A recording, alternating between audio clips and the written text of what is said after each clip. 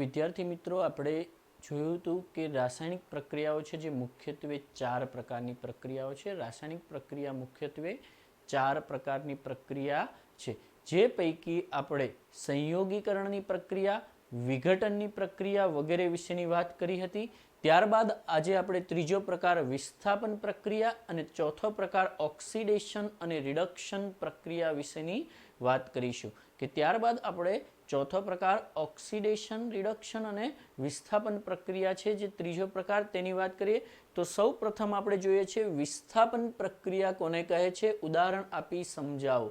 વિસ્થાપન પ્રક્રિયા કોને કહે છે, ઉદાહરણ આપી સમજાવો. તો જે રાસાયણિક પ્રક્રિયામાં વધુ ક્રિયાશીલ તત્વ એ ઓછા ક્રિયાશીલ તત્વને તેના સંયોજનમાંથી દૂર કરે.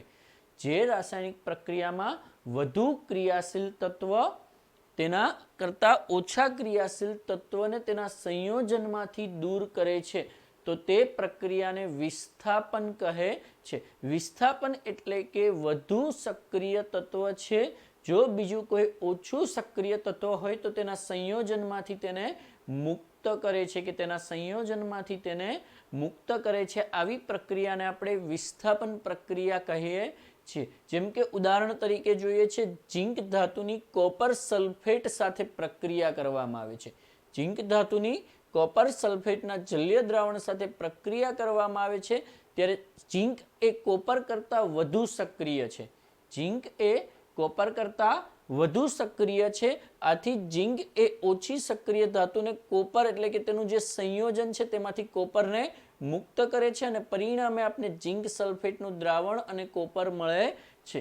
તો આવી પ્રક્રિયાને આપણે વિસ્થાપન પ્રક્રિયા કહીએ છીએ કે વધુ સક્રિય ધાતુ ઓછી સક્રિય ધાતુને તેના સંયોજનમાંથી દૂર કરે છે એટલે કે પરસ્પર બંનેના સ્થાન બદલાય છે એટલા માટે તેને વિસ્થાપન પણ કહી શકીએ છીએ કે એટલા માટે તેને આપણે વિસ્થાપન કહીએ છીએ. તેવી જ રીતે આપણે બીજી પ્રક્રિયા જોઈએ છે આયનની કોપર સલ્ફેટ સાથે સેમ પ્રક્રિયા કરીએ છીએ તો આયન સલ્ફેટ અને કોપર મળે છે. તો આયન સલ્ફેટ અને કોપર મળે છે કારણ કે કોપર કરતાં આયન પણ સક્રિય છે. તેવી જ રીતે જો આપણે કોપરની સિલ્વર ક્લોરાઇડ એટલે કે AgCl સાથે પ્રક્રિયા કરીએ તો સિલ્વર કરતાં કોપર વધારે સક્રિય છે. સિલ્વર કરતાં કોપર વધારે સક્રિય છે. આથી શું કરશે, કોપર એ સિલ્વર ધાતુનું વિસ્થાપન કરે છે. પરિણામે કોપર ક્લોરાઇડ CuCl2 મળે છે. સંતુલિત કરવા અહીં 2 મૂકું છું એટલા માટે 2 સિલ્વર મુક્ત થાય છે.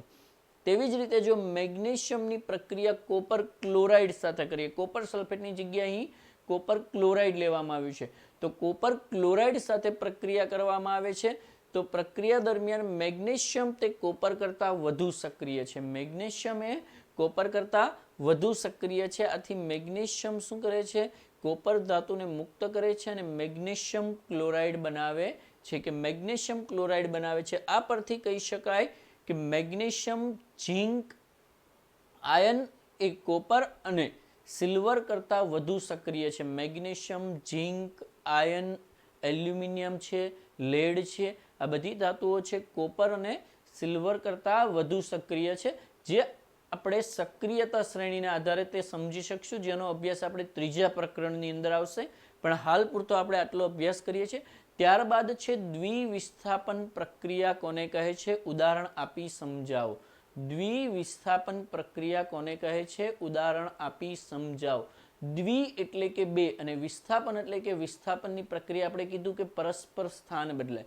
તો જે પ્રક્રિયાની અંદર બંને ઘટકોના આયનો પરસ્પર બદલાતા હોય તો તેવી પ્રક્રિયાને શું કહેવામાં આવે છે, વિસ્થાપન પ્રક્રિયા કહે છે.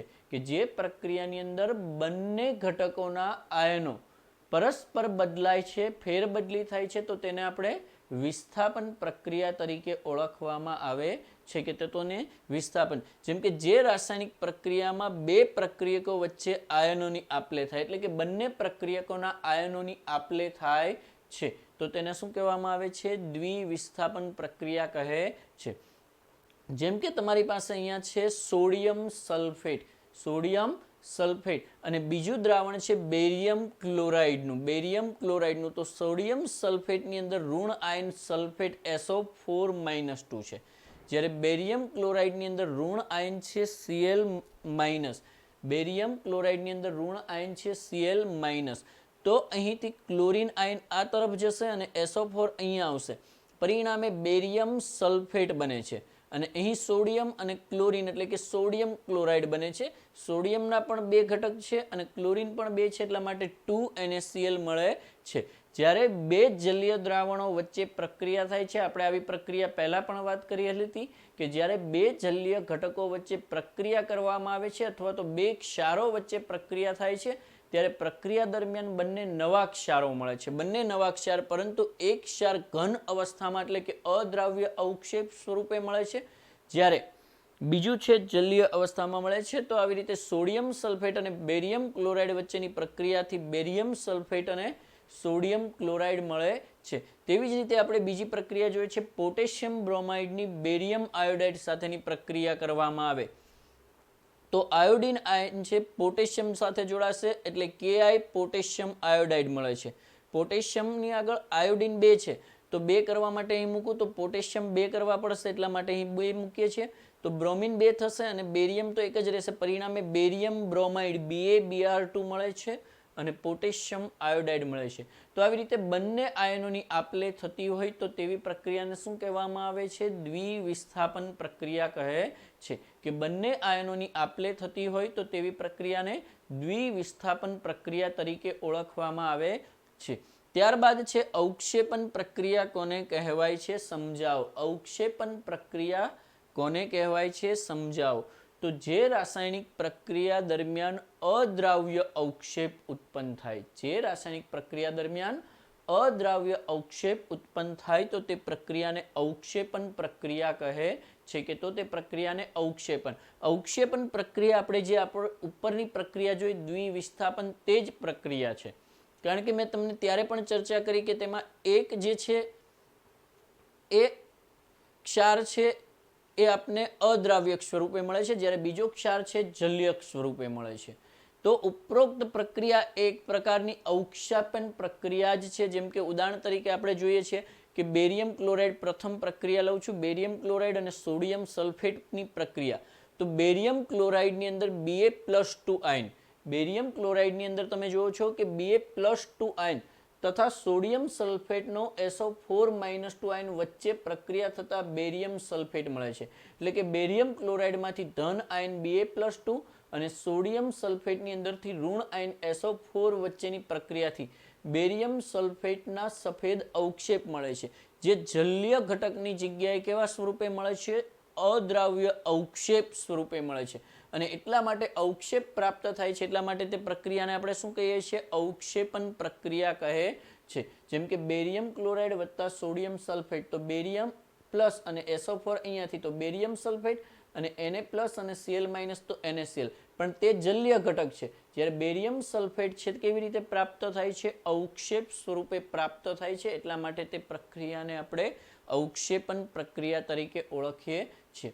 તેવી જ રીતે બીજી પ્રક્રિયા સિલ્વર નાઇટ્રેટ સાથે અને સોડિયમ ક્લોરાઇડની કરીએ તો સિલ્વર નાઇટ્રેટનો Ag+ આયન અને સોડિયમ ક્લોરાઇડનો Cl- વચ્ચેની પ્રક્રિયાથી સિલ્વર ક્લોરાઇડ Ag+ અને Cl- એટલે સિલ્વર ક્લોરાઇડના અદ્રાવ્ય સ્વરૂપે સફેદ અવક્ષેપ પ્રાપ્ત થાય છે. જેમ કે તમે પ્રક્રિયામાં જુઓ છો AgNO3 વત્તા NaCl, તો Na+ અને Cl- એટલે સિલ્વર ક્લોરાઇડ AgCl મળે છે અને Na+ અને NO3- એટલે સોડિયમ નાઇટ્રેટ, પણ સોડિયમ નાઇટ્રેટ જલ્ય અવસ્થામાં મળે છે, જ્યારે સિલ્વર ક્લોરાઇડ છે આપને અવક્ષેપ સ્વરૂપે પ્રાપ્ત થાય છે. તો આવી પ્રક્રિયાને આપણે અવક્ષેપન પ્રક્રિયા તરીકે ઓળખીએ છીએ, અથવા તો તેને દ્વિવિસ્થાપન પ્રક્રિયા તરીકે પણ ઓળખી શકાય છે. કે આવી પ્રક્રિયાને આપણે અવક્ષેપન પ્રક્રિયા કે દ્વિવિસ્થાપન પ્રક્રિયા તરીકે ઓળખી શકીએ છીએ. ત્યારબાદની પ્રક્રિયા છે ઓક્સિડેશન અને રિડક્શન પ્રક્રિયા કોને કહે છે? ઓક્સિડેશન અને રિડક્શન પ્રક્રિયા તો બહુ જ સરળ પ્રક્રિયાઓ છે. ઓક્સિડેશન અને રિડક્શન પ્રક્રિયા, તો જે પ્રક્રિયાની અંદર ઓક્સિજન ઉમેરાય, જે પ્રક્રિયામાં ઓક્સિજન ઉમેરાય કે હાઇડ્રોજન દૂર થાય, તો તે પ્રક્રિયાને શું કહેવામાં આવે છે? ઓક્સિડેશન પ્રક્રિયા કહે છે.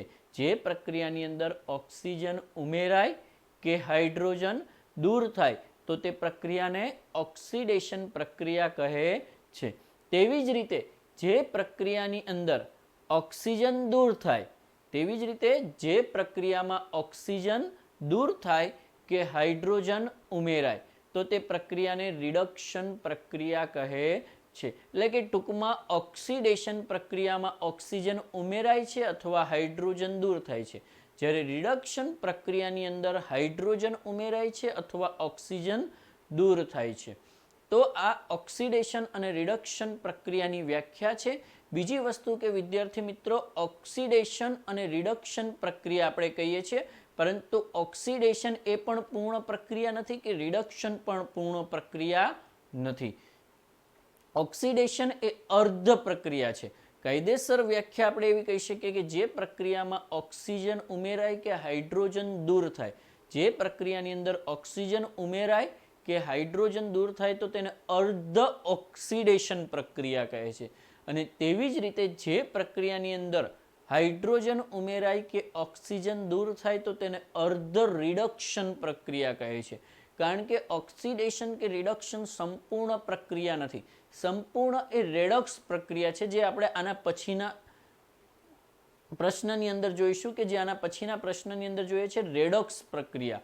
રેડોક્સ પ્રક્રિયા એટલે કે જેમાં એક જ પ્રક્રિયાની અંદર ઓક્સિડેશન અને રિડક્શન થતું હોય, કે જેની અંદર એક જ પ્રક્રિયામાં ઓક્સિડેશન કે રિડક્શન થાય તો તેને રેડોક્સ પ્રક્રિયા કહે છે. એટલા માટે કે ક્યારે એકલી ઓક્સિડેશન પ્રક્રિયા નથી થતી કે ક્યારે એકલી રિડક્શન પ્રક્રિયા થતી નથી. ભલે આપણે ઉદાહરણમાં દર્શાવીએ છીએ કે આ પ્રક્રિયાની અંદર ઓક્સિડેશન થાય છે તો એક ઘટકનું ઓક્સિડેશન થાય તો સામે બીજા ઘટકનું રિડક્શન થતું જ હોય છે, કારણ કે સંપૂર્ણ પ્રક્રિયા કઈ છે? રેડોક્સ. અને એટલા માટે તેમાં ઓક્સિડેશન અને રિડક્શન બંને પ્રક્રિયાઓ સાથે જ થતી જોવા મળે છે. કેટલા જ માટે તેમાં ઓક્સિડેશન અને રિડક્શન બંને પ્રક્રિયા સાથે જ થાય છે. તો આપણે એવી ચર્ચા કરીએ કે ઓક્સિડેશન અને રિડક્શન પ્રક્રિયા કોને કહે છે. તો આપણે વ્યાખ્યા આપી તે પ્રમાણે કે જે રાસાયણિક પ્રક્રિયા દરમિયાન પદાર્થ ઓક્સિજન મેળવે કે હાઇડ્રોજન ગુમાવે છે તો તેને શું કહેવામાં આવે છે? ઓક્સિડેશન પ્રક્રિયા. જેમ કે કાર્બનનું દહન કરીએ તો કાર્બન ડાયોક્સાઇડ મળે છે, પણ દહન કોની હાજરીમાં થાય છે? ઓક્સિજનની હાજરીમાં. એટલે કે કાર્બનની અંદર ઓક્સિજન ઉમેરાણો, એટલા માટે શું કહેવામાં આવે છે? તેને ઓક્સિડેશન પ્રક્રિયા. તેવી જ રીતે મેગ્નેશિયમની હવાની હાજરીમાં પ્રક્રિયા કરતા મેગ્નેશિયમ ઓક્સાઇડ મળે છે. મેગ્નેશિયમની હવાની હાજરીમાં પ્રક્રિયા કરતા મેગ્નેશિયમ ઓક્સાઇડ મળે છે. તો મેગ્નેશિયમ ઓક્સાઇડ મળે છે એટલે કે મેગ્નેશિયમની અંદર ઓક્સિજન છે તે ઉમેરાય છે. તેવી જ રીતે કોપરની ઓક્સિજન સાથેની પ્રક્રિયાથી કોપર ઓક્સાઇડ મળે છે. કોપર ઓક્સાઇડ મળે છે એટલે કે કોપરની અંદર શું થાય છે? ઓક્સિજનનો ઉમેરો થાય છે. તો આવી પ્રક્રિયા કે જેની અંદર ઓક્સિજનનો ઉમેરો થાય છે એટલા માટે આપણે તેને ઓક્સિડેશન પ્રક્રિયા કહીએ છીએ. તેવી જ રીતે રિડક્શન પ્રક્રિયા, તો જે રાસાયણિક પ્રક્રિયા દરમિયાન પદાર્થ ઓક્સિજન ગુમાવે છે અથવા હાઇડ્રોજન મેળવે છે. જે રાસાયણિક પ્રક્રિયા દરમિયાન પદાર્થ ઓક્સિજન ગુમાવે છે અથવા હાઇડ્રોજન મેળવે છે તો તેને રિડક્શન પ્રક્રિયા કહે છે.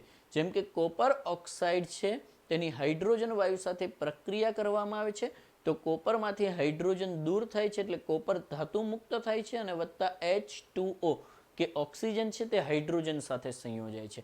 એટલે કે કોપર ઓક્સાઇડમાંથી ઓક્સિજન દૂર થાય છે અને એટલા માટે તે પ્રક્રિયાને આપણે કેવી પ્રક્રિયા કહીએ છીએ?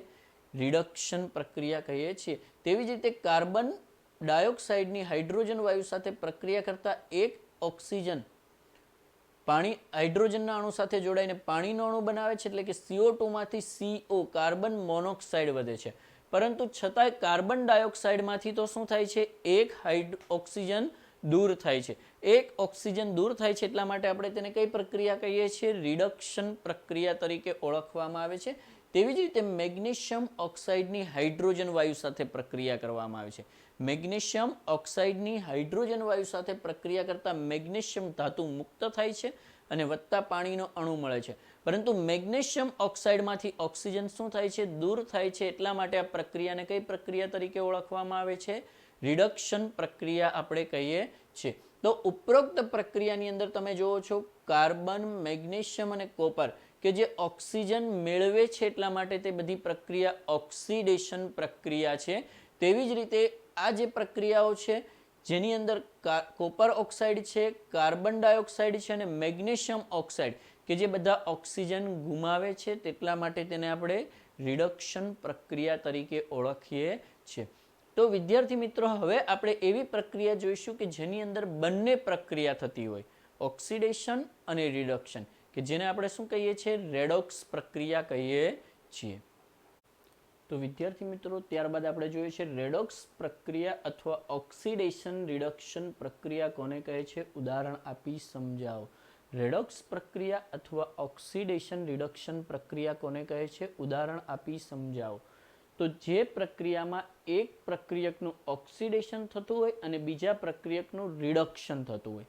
જે પ્રક્રિયાની અંદર એક પ્રક્રિયકનું ઓક્સિડેશન થતું હોય અને બીજા પ્રક્રિયકનું રિડક્શન થતું હોય, એટલે કે ઓક્સિડેશન પ્રક્રિયા અને રિડક્શન પ્રક્રિયા બંને થતી હોય તો તેવી પ્રક્રિયાને રેડોક્સ પ્રક્રિયા કહેવાય.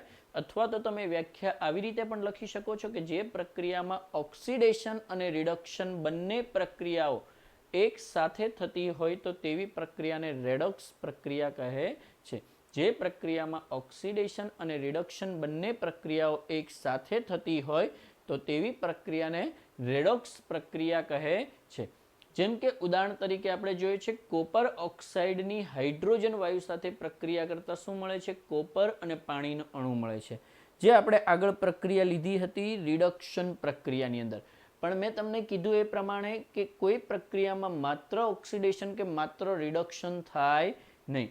માત્ર ઓક્સિડેશન કે માત્ર રિડક્શન ક્યારેય થતું નથી. તો અહીં હું તમને એ દર્શાવું છું કે આ જ પ્રક્રિયાની અંદર તમે જોઈ શકો છો કે ઓક્સિડેશન પણ થાય છે અને રિડક્શન.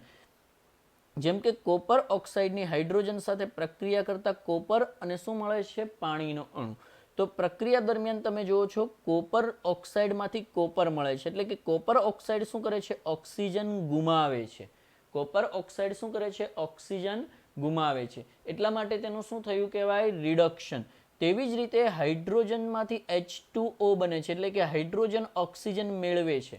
હાઇડ્રોજન શું કરે છે? ઓક્સિજન મેળવે છે. તેટલા માટે તે પ્રક્રિયાને આપણે શું કહીએ છીએ? ઓક્સિડેશન પ્રક્રિયા કહીએ છીએ. તેવી જ રીતે તમે જુઓ છો ઝિંક ઓક્સાઇડની કાર્બન ધાતુ સાથે પ્રક્રિયા કરતા ઝિંક ધાતુ અને કાર્બન મોનોક્સાઇડ મળે છે. ઝિંક ઓક્સાઇડની કાર્બન ધાતુ સાથે પ્રક્રિયા કરતા ઝિંક અને કાર્બન મોનોક્સાઇડ મળે છે. તો અહીં પ્રક્રિયામાં ઝિંક ઓક્સાઇડમાંથી ઝિંક બને છે. એટલે કે ઝિંક ઓક્સાઇડ ઓક્સિજન શું કરે છે? ગુમાવે છે. એટલા માટે તે રિડક્શન પ્રક્રિયા છે. આ અર્ધ રિડક્શન થઈ કહેવાય. Zinc oxide to zinc. જ્યારે કાર્બનમાંથી કાર્બન મોનોક્સાઇડ બને છે. એટલે કે કાર્બન ઓક્સિજન મેળવે છે. એટલા માટે તે ઓક્સિડેશન એટલે કે અર્ધ ઓક્સિડેશન પ્રક્રિયા. આ અર્ધ ઓક્સિડેશન અને આ અર્ધ રિડક્શન એટલે કે પૂર્ણ રેડોક્સ પ્રક્રિયા થઈ તેવું કહેવાય. કે પૂર્ણ રેડોક્સ પ્રક્રિયા થઈ તેવું આપણે કહી શકીએ છીએ. તેવી જ રીતે આપણે જોઈએ છે મેંગેનીઝ ઓક્સાઇડની HCl એટલે કે હાઇડ્રોક્લોરિક એસિડ સાથે પ્રક્રિયા કરતા મેંગેનીઝ ક્લોરાઇડ અને પાણીનો અણુ મળે છે. પહેલા હું આ પ્રક્રિયાને સંતુલિત કરી દઉં. મેંગેનીઝ ઓક્સાઇડ MnO2 વત્તા HCl. તો MnCl2 મળે છે. અહીં ક્લોરીન 2 થયા એટલે 2 મૂકીશું, પણ અહીં 4 એટલા માટે મૂક્યા છે કે પાણીનો અણુ H2O પણ ઓક્સિજન 2 છે તો 2 ઓક્સિજન કરવા અહીં 2 મૂકું તો હાઇડ્રોજન 2 દુ 4 થશે. અને એટલા માટે અહીં મેં 4 મૂક્યા. તો ક્લોરીન પણ 4 છે તો અહીં 2 જ છે. તો અહીં 2 મૂકશું તો પાછા મેંગેનીઝ 2 થશે, ઓક્સિજન વધી જશે. અને એટલા માટે ક્લોરીનને મુક્ત કરેલા છે.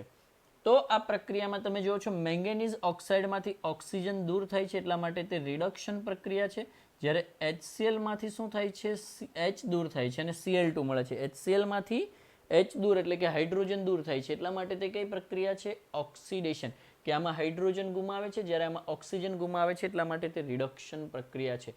તો ઉપરોક્ત ત્રણેય પ્રક્રિયાની અંદર તમે જોવો છો અહીં કોપર ઓક્સાઇડ, ઝિંક ઓક્સાઇડ અને મેંગેનીઝ ઓક્સાઇડનું અનુક્રમે કોપર ઓક્સાઇડનું કોપરમાં, ઝિંક ઓક્સાઇડનું ઝિંકમાં અને મેંગેનીઝ ઓક્સાઇડનું મેંગેનીઝ ક્લોરાઇડ એટલે કે MnCl2માં ઓક્સિડેશન રિડક્શન થાય છે.